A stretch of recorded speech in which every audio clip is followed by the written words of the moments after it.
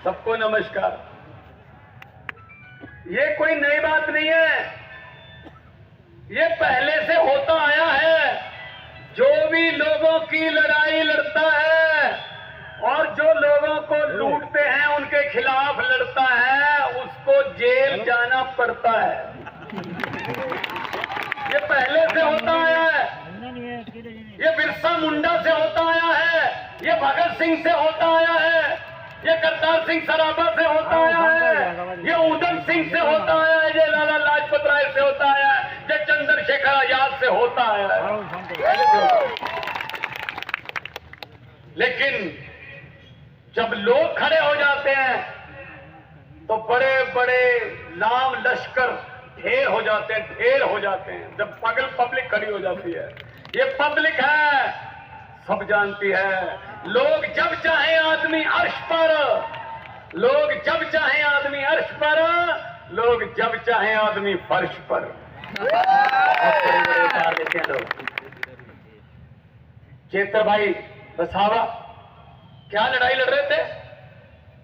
सुबह 4 बजे आके कपास की फसल बर्बाद कर दी किसान की, आदिवासी किसान की। जमीन हमारी है जी। उन्होंने कहा नहीं, चलो पैसे दो इसके। कैसे जमीन हम तुम्हारी है?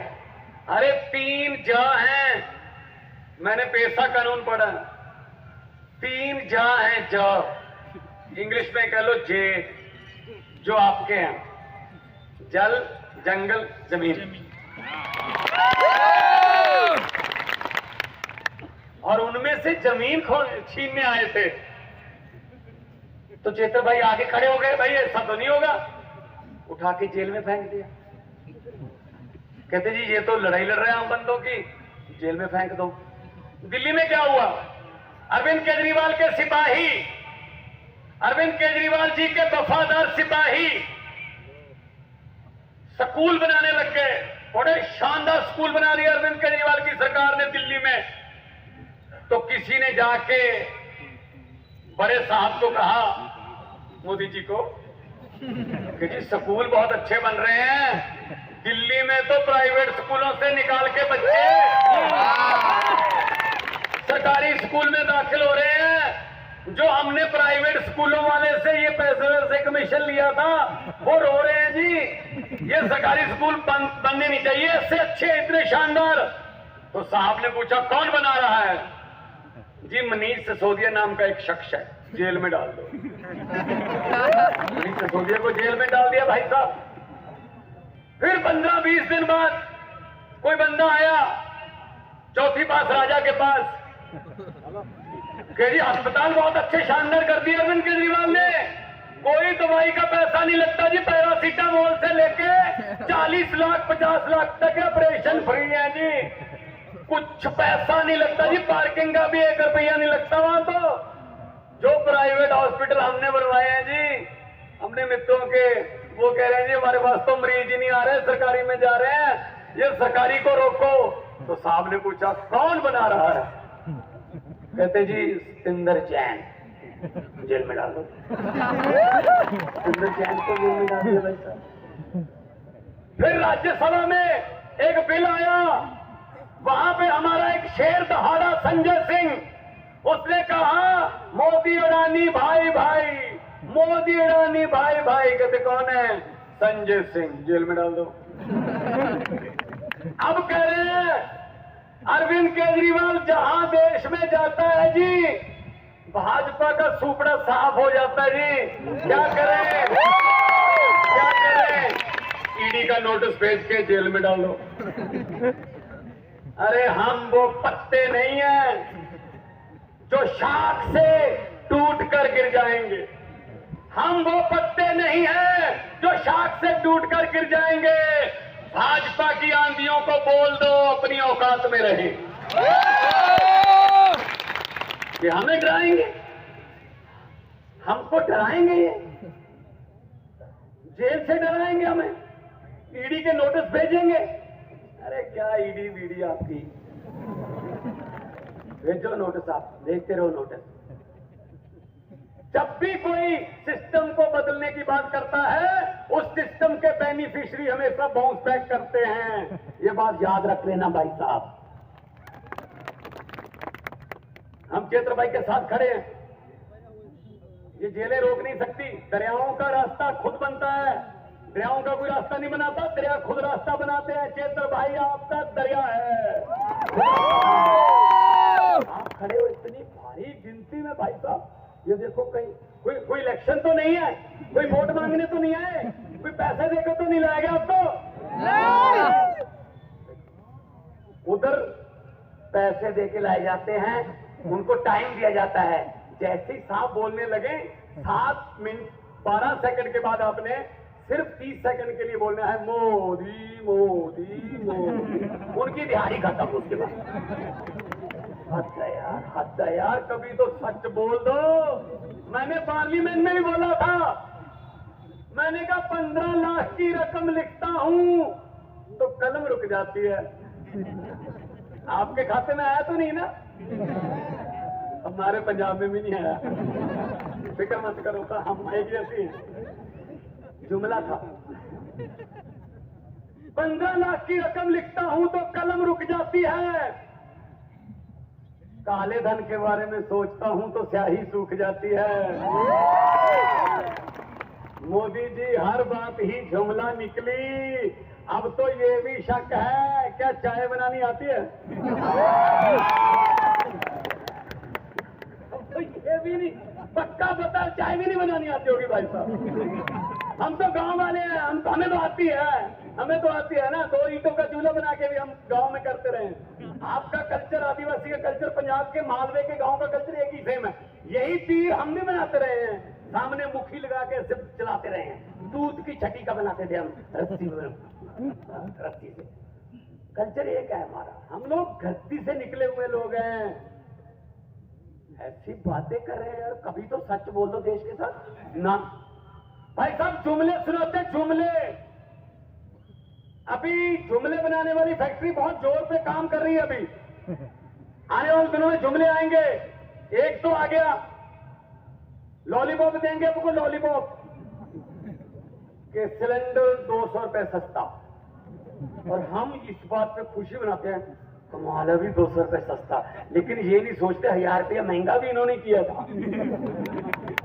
ये तो वो वाली बात हो गई। ये बात याद रखना, घर जाके अपने माता पिता को, अपने दोस्तों को बता देना। भगवंत मान आया था, उसने बताई थी कैसे जुमले सुनाते हैं, कैसे पब्लिक इनके झांसे में आती है। एक घर में शादी थी, लड़की की शादी थी, बहुत लाडली बेटी थी। तो घर वालों ने कहा कि खूब शानदार शादी करनी है, खर्च वर्च करेंगे। उसके लिए दहेज, उसके लिए अलमारियां, टीवी, सोफा सेट, जेवर इकट्ठे कर लिए। आज रात को घर पे सामान आ गया, कल बारात आनी थी। डाकुओं को पता चल गया कि इस घर में माल है। अब ये बात जोड़ना मोदी जी के जुमलों के साथ। तो डाकू को पता चल गया कि घर में माल है। डाकू आए, ट्रक लेके आए, उन्होंने सारा सामान ट्रक में भर लिया। और ट्रक को ले जाने से पहले डाकुओं के सरदार ने कहा, लड़की का परिवार कहाँ है? तो उन्होंने कहा, सर इस कमरे में बंद है, खोलो। खोला गया तो अंदर गए, परिवार डरा बैठा था बहुत। तो डाकुओं के सरदार ने कहा, किस लड़की की शादी है?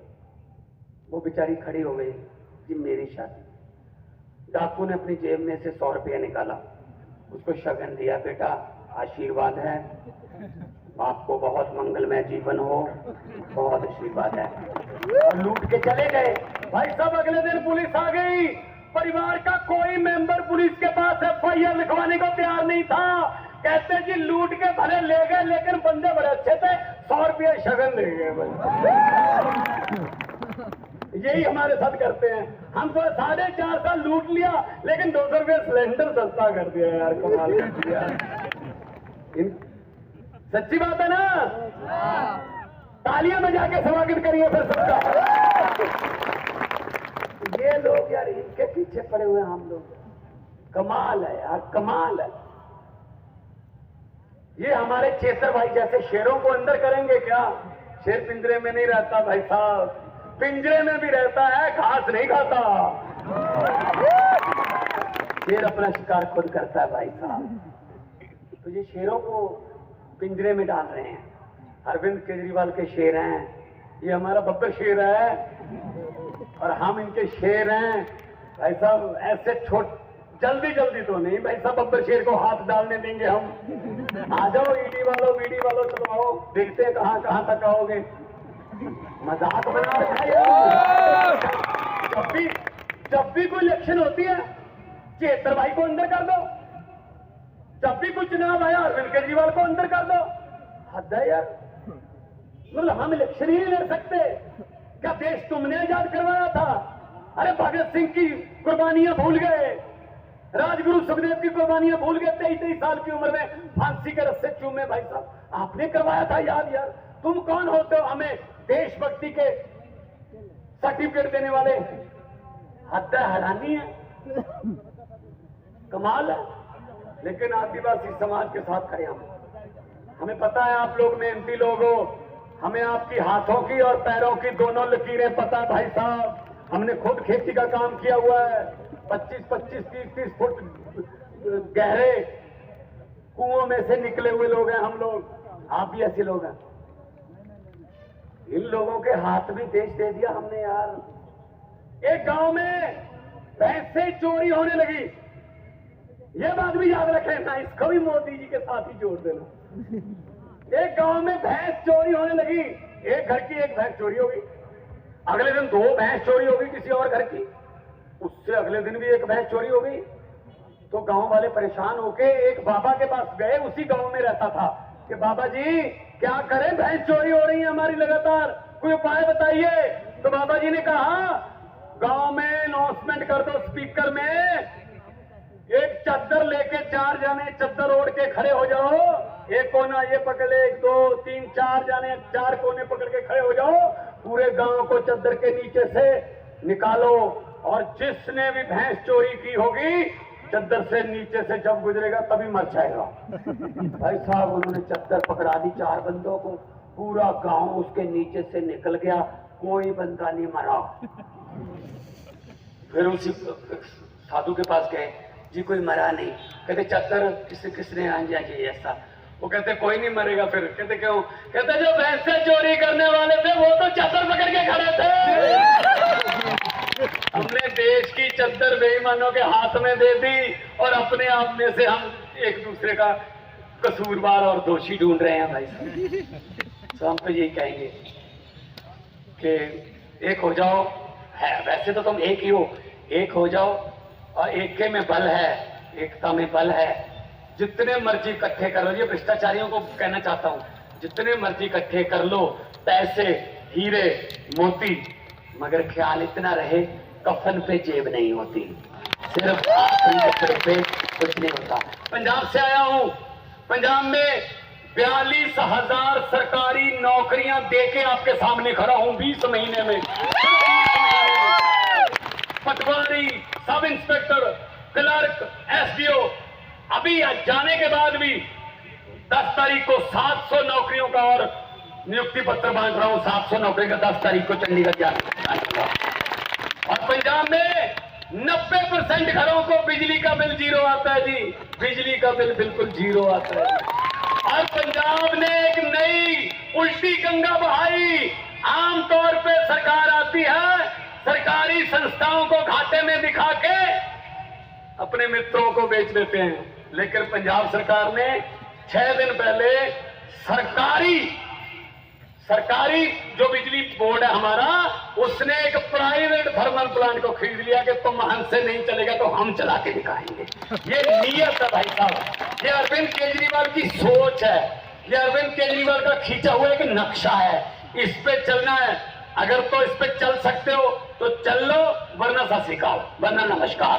अगर आपको पैसा चाहिए, अगर आपको फेम होना है, फोटो लगवानी है, तो किसी और पार्टी में चले जाओ। हाँ, अगर देश की सेवा करनी है, जेल जा सकते हो, जेल जाने में कोई दिक्कत नहीं है। मुख्यमंत्री बन के भी घाटे में रहना पड़ेगा तो आ जाओ मेरी पार्टी में, आ जाओ, अरविंद केजरीवाल की पार्टी में।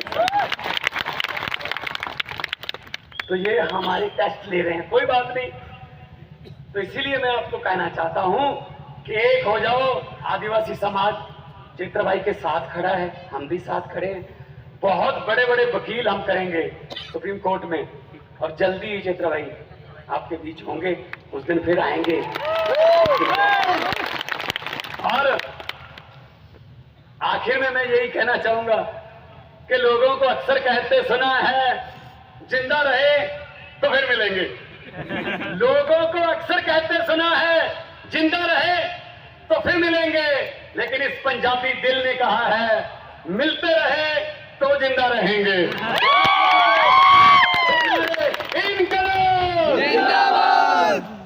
देखो भाई साहब, यहाँ भाजपा वाले भी आए होंगे, जो 5-7 तो आए होंगे ना, जो उनको आना पड़ता है बेचारों के, आका भेजते हैं कि जाओ अरविंद केजरीवाल की रैली है, जनसभा है, उसमें अरविंद केजरीवाल ने क्या बोला वो जाके बोल देंगे, भगवंत मान ने क्या बोला वो जाके बता देंगे, चेत्रा भाई के बारे में क्या बोला गया सब कुछ बता देंगे, कितना रश था सब बता देंगे। लेकिन वो एक बार जब पूछेंगे नारे कितनी जोर से लग रहे थे, कम से कम ये वाला सवाल तो आपके हाथ में है। जब ये पूछा जाए उनसे, यहां बैठे हुए भाजपाइयों से, कि नारे कितनी जोर से लग रहे थे, कम से कम वो ये बताएं। इस बात के लिए आपको पूछने की क्या जरूरत है, आपके घर तक भी तो सुने ही होंगे।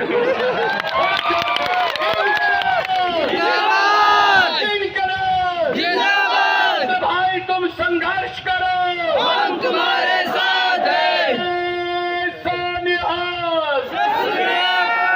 बहुत धन्यवाद, आपने इतना मान सम्मान प्यार से सुना। जीते रहिए, खुश रहिए, बहुत बहुत